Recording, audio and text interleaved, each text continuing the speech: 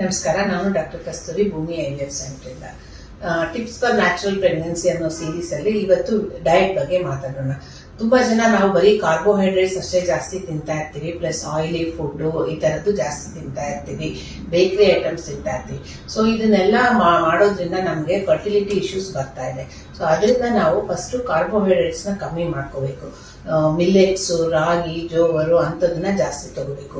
Rice ಎಲ್ಲ ತಿಂತಾ ಇದ್ರೆ ಅದನ್ನ ವೈಟ್ ರೈಸ್ ಇಂದ ಬ್ರೌನ್ ರೈಸ್ಗೆ ಚೇಂಜ್ ಮಾಡ್ಕೋಬೇಕು. ನೆಕ್ಸ್ಟ್ ಬಂದು nuts. So few dry fruits like almonds, flax seeds, chia seeds ಅಂತದನ್ನೆಲ್ಲ ಸ್ವಲ್ಪ 1 ಟೀ ಸ್ಪೂನ್ ಅಷ್ಟು ದಿನ ತಗೋಬಹುದು. ಇದರಿಂದ ನಿಮ್ಗೆ ಆಂಟಿ ಆಕ್ಸಿಡೆಂಟ್ಸ್ ಸಿಗುತ್ತೆ ನ್ಯಾಚುರಲ್ ಆಗಿ, ಮತ್ತೆ ಕನ್ಸಪ್ಷನ್ಗೆ ಹೆಲ್ಪ್ ಆಗುತ್ತೆ. ಸೊ ನೆಕ್ಸ್ಟ್ ಬಂದು ಪ್ರೋಟೀನ್ಸ್. ಇದು ತುಂಬಾ ಇಂಪಾರ್ಟೆಂಟ್. ನಾವು ಅಟ್ಲೀಸ್ಟ್ ದಿನಕ್ಕೆ ಒಂದು 50 to 100 ಗ್ರಾಮ್ಸ್. ಇದು ನಿಮ್ಗೆ ಡಿಪೆಂಡ್ಸ್ ನಿಮ್ದು ವೆಯ್ಟ್ ಮೇಲೆ. ನಿಮ್ದು ಎಕ್ಸಾಂಪಲ್ 50 kg ಇದ್ರಿ ಅಂದ್ರೆ 1 ಗ್ರಾಮ್ ಪರ್ kg ತರ ತಗೋಬೇಕಾಗುತ್ತೆ. ಇದನ್ನ 3 ಪೋರ್ಷನ್ ಆಗಿ ಡಿವೈಡ್ ಮಾಡಿ ಬೆಳಗ್ಗೆ, ಮಧ್ಯಾಹ್ನ, ಸಂಜೆ ತಗೋಬೇಕು. ಹೈ ಪ್ರೋಟೀನ್ ಡಯಟ್ ಇಂದ ನಿಮ್ಗೆ ಇನ್ಸುಲಿನ್ ರೆಸಿಸ್ಟೆನ್ಸ್ ಕಮ್ಮಿ ಆಗುತ್ತೆ, ಆಮೇಲೆ ಹೊಟ್ಟೆ ಹಸಿವು ಕಮ್ಮಿ ಆಗೋದು ಎಲ್ಲಾನು ಆಗುತ್ತೆ.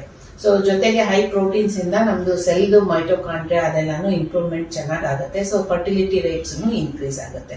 ಸೊ ವೆಜಿಟೇರಿಯನ್ಸ್ಗೆ ಹೈ ಪ್ರೋಟೀನ್ ಬಂದು ದಾಲು, ಪನ್ನೀರು, ಟೋಫು, ಸೋಯಾ ಅಂತದೆಲ್ಲ ಇರುತ್ತೆ. ನಾನ್ ವೆಜಿಟೇರಿಯನ್ಸ್ಗೆ egg whites, chicken breast, fish ಅದೆಲ್ಲಾನು ತಗೋಬಹುದು.